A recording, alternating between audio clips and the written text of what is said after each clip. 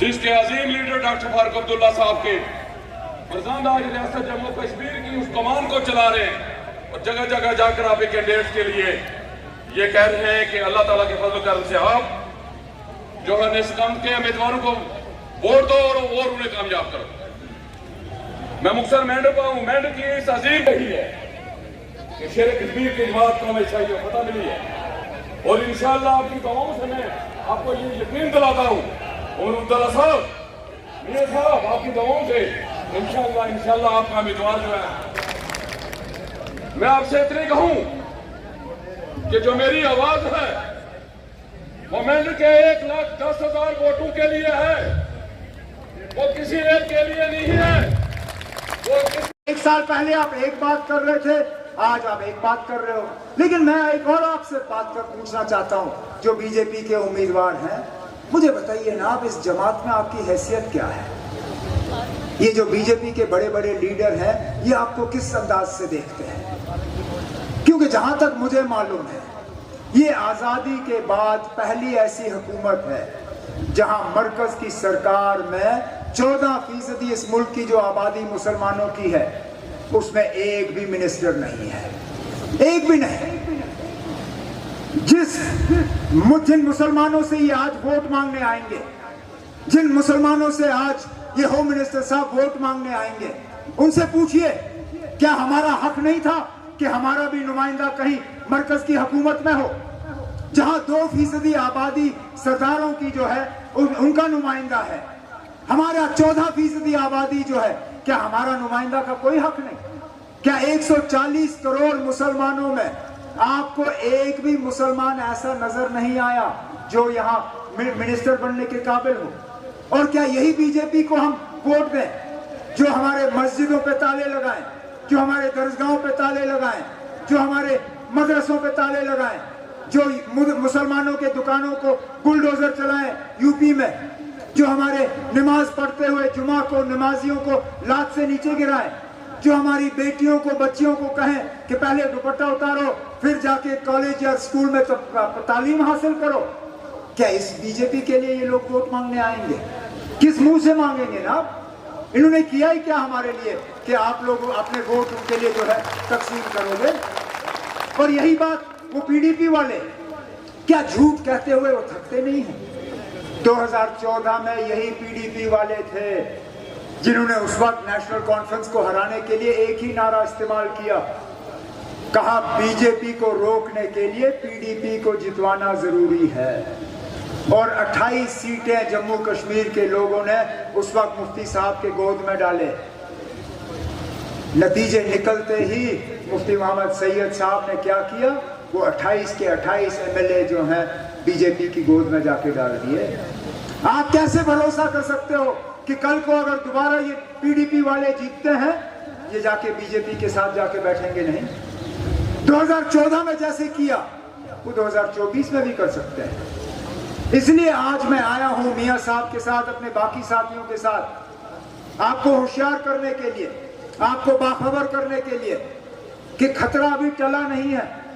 ये लोग मुकम्मल कोशिश करेंगे हमारी आवाज को दबाने की, हमें तकसीम करने की, हमें अलग करने की।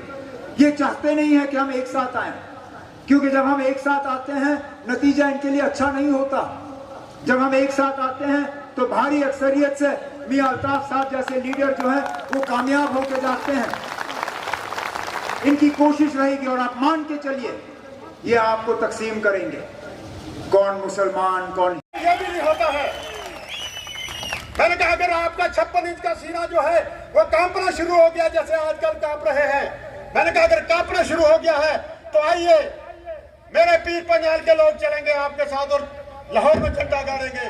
अगर ये बात भी नहीं हो सकती है, अगर आपसे ये बात भी नहीं हो सकती है तो कश्मीर को छोड़िए, ये मुल्क हमारा है, ये सरहदें हमारी हैं, इसकी हिफाजत हम करेंगे। पाकिस्तान में इतना दम नहीं है वो हम पे गोले बरसाए। नारे तकबीर, जनाब जावेद राणा साहब, राणा साहब, राणा साहब। और उसके बाद अल्लाह का ये करम हुआ, आज भी मैं दुआ करता हूं कि ये गोले बंद रहे, हम लोग खुशहाल रहे, यहाँ अमन हो, अमन से हम जिए। अल्लाह तबारक तआला लाख लाख शुक्र। मैं लास्ट में एक बात आपसे कहूंगा, मेरे इस बार मेरे साथी भी दौड़ रहे हैं, जगह जगह जा रहे हैं, स्टेज पे बैठे हुए हैं। मारूफ साहब हैं, चौधरी वलीदाद साहब हैं, रहमदाद साहब हैं, मेरी तंजीम के जिनकी सदारत में हम ये इलेक्शन लड़ रहे हैं, नज़ीर एडवोकेट साहब हैं, शिराज अदरी साहब हैं, हमारे सेक्रेटरी साहब हैं, आजम साहब हैं, और कांग्रेस अलायंस की मेरी परवीन बहन है, हमारे फारूक जी हैं, हमारे एजाज साहब हैं, तमाम लोग, मैं अशरफ जी है, मैं जिनका नाम नहीं ले पाऊंगा, है तो सब लोग काम कर रहे हैं अपने अपने एरिया में। और रिजल्ट तो बता देगा सबका परफॉर्मेंस, 25 को शाम को पता चल जाएगा, और मैं 25 को ही रिजल्ट निकाल दूंगा। मैंने मियाँ साहब के टाइम भी उसी दिन शाम को रिजल्ट निकाल दिया था, और आज भी वो निकाल देंगे। मैं कहूंगा कि भाई, कहते हैं कि भाई अमलांते होंगे भी मेरे क्या सैयद क्या जज,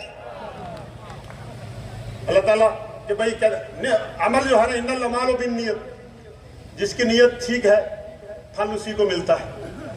तो इंशाअल्लाह ताला मेरी तंजीम के लोग, मारूफ साहब यहाँ PDP छोड़ के यहाँ आए, और उनके आने से यहाँ तंजीम को, पार्टी को हकीकत में बड़ी तकवीत मिली है। मैं मशकूर हूँ उनका कि उनको दूसरे साथी जो हमारे इखलाक चौहान है, अकबर हमारे खान वकील हैं, पूरी टीम जो है काम कर रही है। मैं आपसे ये गुजारिश करूँगा कि एक बात कि लोगों ने हर जगह हमारी पार्टी की तारीफ की है, लीडरशिप की तारीफ की है, मियाँ साहब के साथ वाबस्तगी की तारीफ की है, उमर अब्दुल्ला से प्यार और मोहब्बत की तारीफ की है, और मेरे साथ भी मेरे जो बुजुर्ग हैं, मेरी बच्ची हिमाचल से आई हुई, वो जगह जगह गई है, लोगों से मिली, उसने कहा मैं वोट मांगने नहीं आई, मैं सिर्फ इसलिए आई हूँ कि यहाँ जो पापा ने काम किए हैं, क्या लोग वो भूल गए हैं या उन्होंने याद रखा है, क्योंकि पापा ने हमेशा मेंटर को ज्यादा टाइम दिया है, बच्चों को ज्यादा टाइम नहीं दिया। ये अल्लाह की कसम हकीकत है, मैंने जितना मेंटर में टाइम दिया है, और ये रिकॉर्ड है, मेरी लीडरशिप भी ये मानती है कि मेरी कंस्टिट्यूंसी में मेरा मेंटर में सबसे ज्यादा टाइम है, वो चाहे इस टर्माइल में हो, जब पूरी लीडरशिप एग्जॉस्ट हो चुकी थी, कैदोबंद में थी, मैंने अपनी एग्जिस्टेंस मेंटर में रखी। क्या आप इस चीज की गवाही देते हैं? क्या इस चीज की गवाही देते हैं आप? तो मैं आपसे ये गुजारिश करूं, एक चीज कि जो मेरी बच्ची ने भी कहा, मेरे साथियों ने कहा कि जो लोग मेरे साथ चले थे 1996 में, कुछ लोग अल्लाह के हवाले हो गए,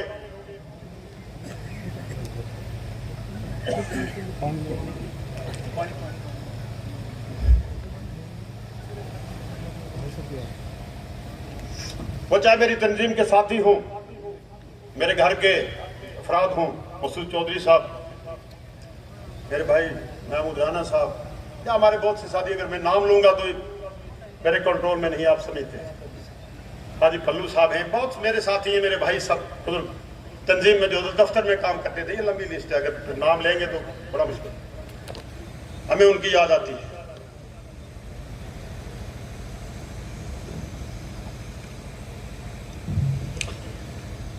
और मुझे यकीन है सिंह उनकी निगाह जो है हम पे है। मैं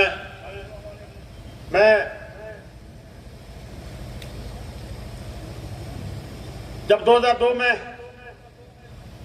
मैंडेट के सिलसिले में हम काफी लोग जो हैं वो कोशिश कर रहे थे, तो हम बाबा साहब के पास गए लाहौर शरीफ में।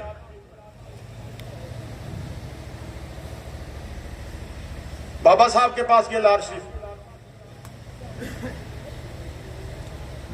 सारे लोग साथी थे हमारे साथ, चौधरी रहमदाद साहब, वलीदाद साहब, मारूफ साहब भी थे। तो बाबा साहब ने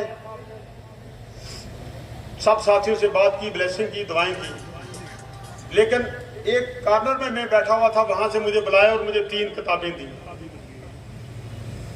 मैं समझता हूँ एक किताब भी मुझे मिल गई, दूसरी भी मिल गई, और तीसरी किताब की अल्लाह के घर में इंशाअल्लाह ताला उम्मीद, इंशाअल्लाह ताला उम्मीद। मैं आपसे ये गुजारिश करूंगा कि जो मैं ये बात कर रहा था कि मेरे बच्चे, मेरे तंजीम के साथ ही हर जगह गए, लोगों ने मेरी तारीफ की, लोगों ने रोना शुरू किया, मेरे बुजुर्ग जो चल नहीं सकते हैं, मेरे साथ इतना आपका प्यार मोहब्बत, मैं आपका ममनून हूँ, मशकूर हूँ, और मैं आपसे ये वादा करता हूँ कि इंशाअल्लाह ताला मैं आपको मायूस नहीं होने दूंगा। एक बात का मैं यहाँ ऐलान करूंगा कि अल्लाह तबारक ताला अगर मुझे मौका देगा, मैं लीडरशिप के सामने ये गुजारिश करूंगा कि अब अल्लाह ताला मौका अगर दे जो लीडरों के इर्द गिर्द दायरा होता है, जो 5 प्यारे होते हैं, वो दायरा में तोड़ूंगा और आपके एरिया की प्लानिंग, आपके एरिया की बातचीत जो है, आपके मसाइल जो हैं, आपकी एरिया की प्रॉब्लम जो है, आपके गांव में बैठ के आपके साथ हल करूंगा इंशाअल्लाह। ये मेरा